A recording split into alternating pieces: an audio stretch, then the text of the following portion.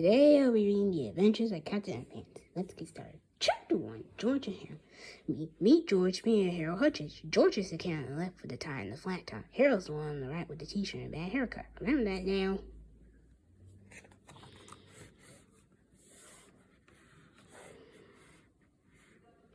George and Harold were best friends. They had a lot in common. They lived right next door to each other, and they were both in the same fourth grade class at Jerome Woods Elementary School. George and Harold were usually responsible kids. Whenever anything bad happened, George and Harold were usually responsible. But don't get the wrong idea about these two. George and Harold were actually very nice boys. No matter what everybody else thought, they were good, sweet, and lovable. Well, okay, maybe they weren't so good and sweet. Maybe they weren't so sweet and lovable, but they were good. They were good, nonetheless. It's just that George and Harold each had a silly streak.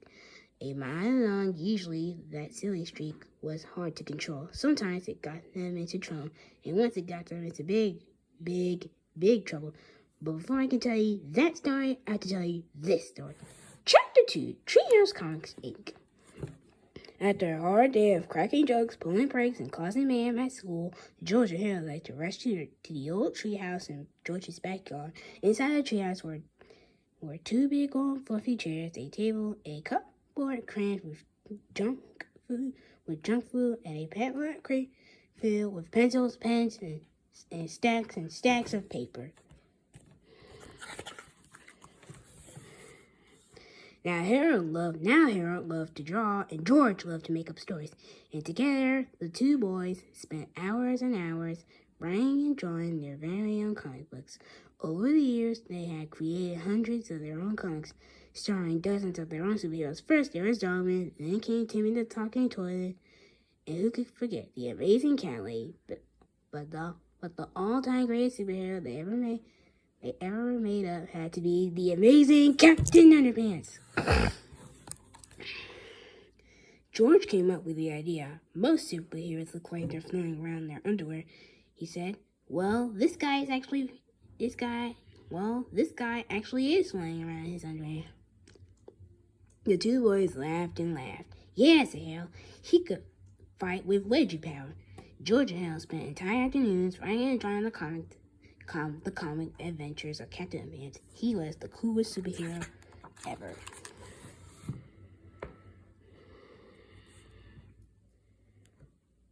Luckily for the boys, the secretary at Jerome Woods Elementary School was much too busy to keep an eye on the copy machine. So whenever they got a chance, George and Harold would sneak into the office and run off several hundred copies of their latest Captain Underpants adventure. After school, they sold their homemade comics on the playground for 50 cents each. Chapter 3, The Adventures of Captain Underpants. It was a time of darkness and despair for planet Earth. Bad guys had taken over the streets, and all the superheroes in the world were too old to fight you. Hey, haha. Then along came the new improved extra strength superhero. Tra-la-la. Look up in the sky. It's a bird. It's a plane. It's an egg salad sandwich. No way, I'm Captain Underpants. Captain Underpants was faster than a speedy wasteman, zoom, more powerful than boxer shorts, and able to lead tall bands without getting wet. Tra-la-la. Night and day, Captain Underpants watched over the city, fighting for truth, justice, and all that's pretty shrunk and cotty. Meanwhile, at a nearby elementary school,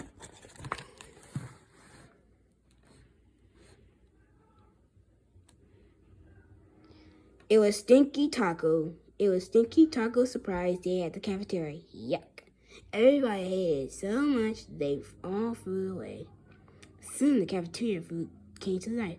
I am the inedible hunk. Then the monster ran around the school, eating everything in sight. Munch. Ha! The inedible hunk just ate up 15 folding chairs and the gym teacher. Oh no, not the folding chairs. This looks like a job for Captain Underpants. Tra-la-la. Captain Underpants shot lots of underwear at the monster, but it didn't do any good. Zip, munch, munch. So Captain Underpants took off running. The inedible hunk chased him. Help! Grrr! And chased him, and chased him, and chased him, and chased him. Finally, the inedible hunk got too tired and thirsty to chase Captain Underpants. How about a nice drink of water? So the monster took a long drink from a shiny white bowl. Glub, glub, glub, gulp. When suddenly, Josh, hooray for Captain Underpants! And so the inedible hunk got flushed away and was never heard from again. Tra-la-la!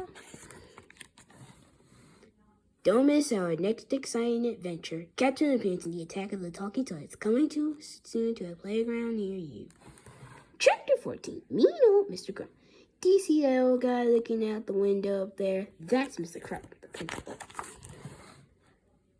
Now Mr. Crow was the meanest, sourest old principal in the whole history of Jerome Hort's elementary school.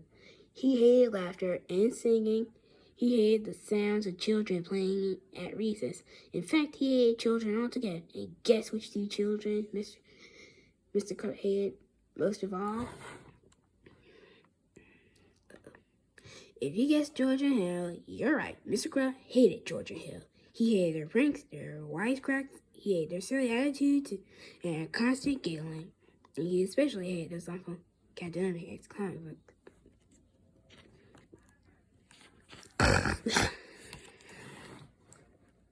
I'm going to get those boys one day, Mr. Crow vowed. One day, very, very soon. Chapter 5. One day, very soon. Remember when I said that George and Harold the silly streak got them into big trouble? Well, this is the story of how it happened, and how some huge pranks and a little blackmail turned the principal into the coolest superhero of all time. It was the big day of the football game between the Hordes Knuckleheads and the Stumminville Stink. But the bleachers were filled with fans. The cheerleaders ran onto the field and shook their pom-poms over their heads. A fine black dust drifted out of their pom-poms and settled all around them. Give me a K, shouted the cheerleaders. K, repeated the fans. Give me an N, shouted the cheerleaders. N, repeated the fans. Give me an achoo, sneezed the cheerleaders. Achoo, repeated the fans. The cheerleaders sneezed and sneezed some more. They couldn't stop sneezing. Hey, shouted a fan in the bleachers. Somebody sprinkled black pepper into the cheerleaders' pom-poms. I wonder who did that, asked another fan. Achoo, achoo, achoo.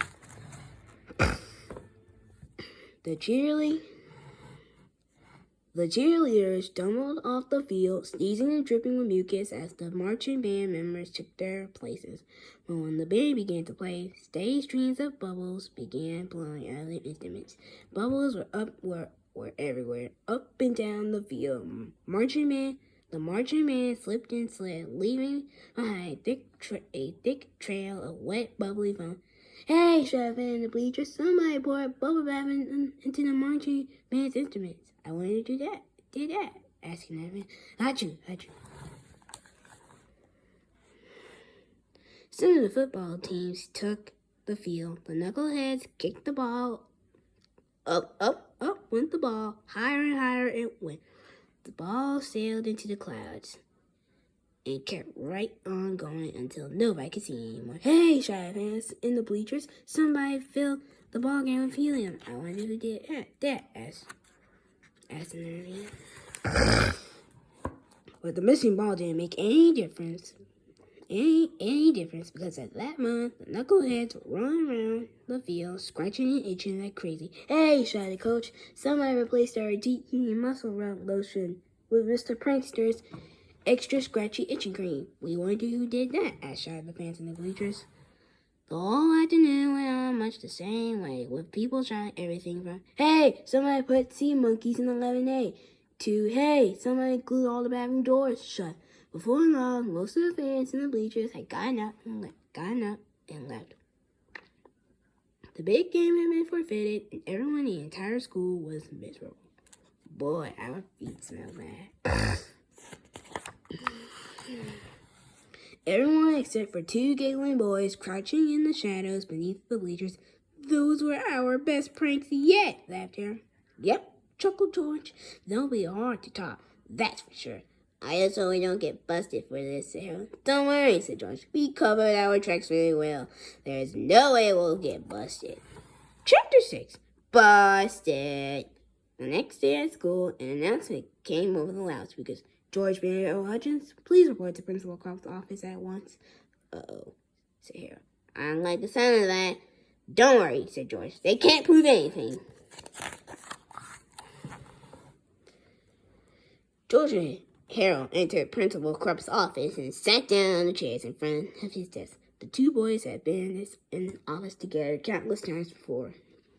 But this time was different. Mr. Crop was smiling. As long as George and Harold had known Mr. Crop, they had never, ever seen him smile. Mr. Crop knew something. I didn't see you boys at the big game yesterday, said Mr. Crop. No, said George. We weren't feeling well. Yeah, Harold stammered nervously. We went home. Oh, that's too bad, said Principal Crop. You boys missed a good game. George and Harold quickly glanced at each other, gulped, and tried hard to not look guilty. Luckily for you, I have a videotape of the whole thing, Mr. Crop said. He turned on the television in the corner and pressed the play button on the VCR.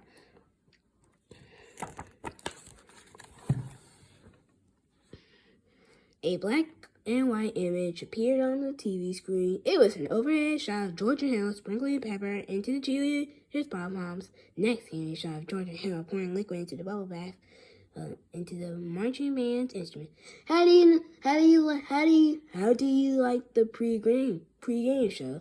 Asked Mr. Crop with a devilish grin. George and Harold eyed the television screen in horror terror.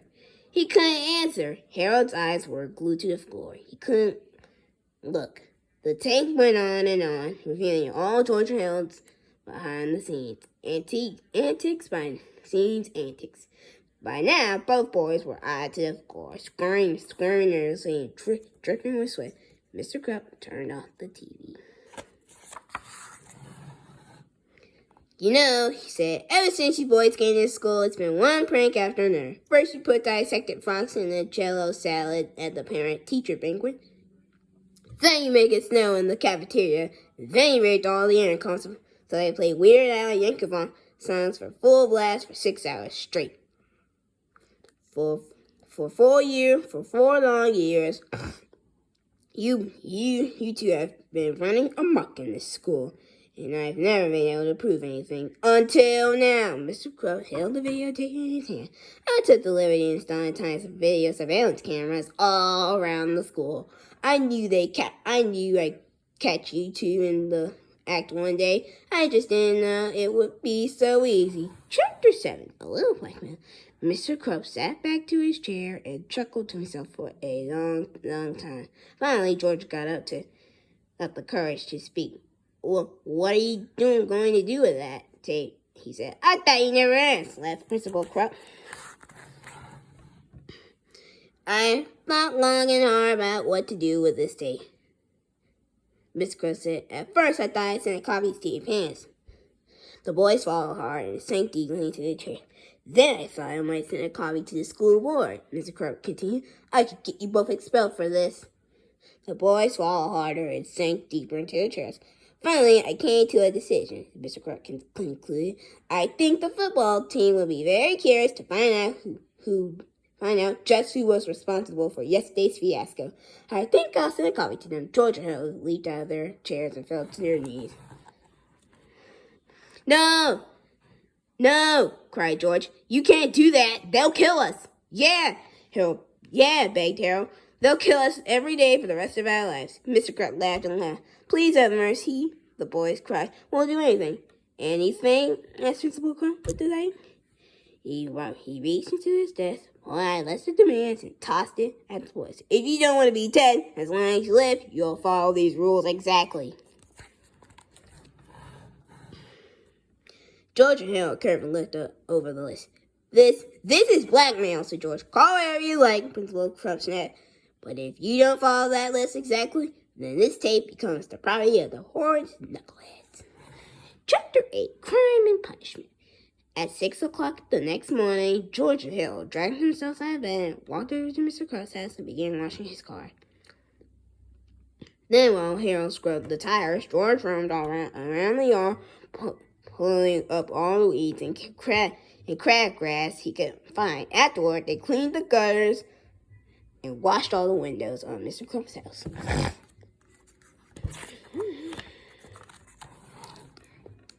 At school, George Hill had Harold sat up straight, listened carefully, and spoke only when spoken to. They didn't tell jokes, they didn't pull pranks, they didn't even smile.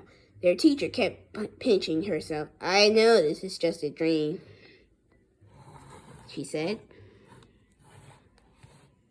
At lunch, the two boys vacuumed Mr. Crump's office, shined his shoes, and polished his desktop. At recess, they clipped his fingernails, ironed his tie. Each spare moment in the boys' daily schedule was chattering to Mr. Crump's eyes whim. After school, George Hill mowed Mr. Crump's lawn, tended his garden, and began painting the front of his house. At sunset, Mr. Crump came outside and handed each boy a stack of books. Gentlemen, he said, I've asked your teachers to give you both extra homework. Now go home, stay hard, and I'll see you back here at 6 o'clock tomorrow morning. We've got a busy day ahead of us. Thank you, sir, moaned the two boys. George and Harold walked home dead tired. Man, this was the worst day of my life in my entire life, said George. Don't worry, said Harold. We don't have to do this for 8 more years. Then we can move away to some far-off land. Well, no, they'll never find a far-off land where they'll never find us. Maybe Antarctica? I've got a better idea, said George. He took a piece of paper out of his pocket and handed it to Harold. It was an old magazine for the free hypno ring. How's this going to help us? Asked Harold. All we gotta do is hypnotize his Crump, said George. We'll make him give us that video and forget this whole mess ever happened. That's a great idea, said Harold. And the best part is we don't have to wait 4 to 6 weeks for delivery. Chapter 9, 4 to 6 weeks later. After 4 to 6 weeks of back-breaking labor, grueling homework assignments, and humiliating good behavior at school, a package arrived at George's mailbox from the Little Wise Guy's Novelty Company. It was the 3 hypno ring. Hallelujah, hallelujah, hallelujah, woo-ah. Hallelujah, cried George. Hallelujah, cried George. Hallelujah, cried George. It's everything I hoped for. Let me see, said Harold. Don't look directly at it, warned George. You don't want to get hypnotized, do you? Do you really think it will work? Asked Harold. Do you really think we can amaze our friends, control our enemies, and rule the world? Well, just like the ad says, it better work, said George, or else we just wasted 4 whole bucks. Chapter 10, the 3 hypno ring. The next morning, George Harold didn't arrive early at Mr. Crump's house to wash his car and re-jingle his roof. In fact, they were even a little late getting to school. When they finally showed up, Mr. Crump was standing at the front door, and boy, was he mad.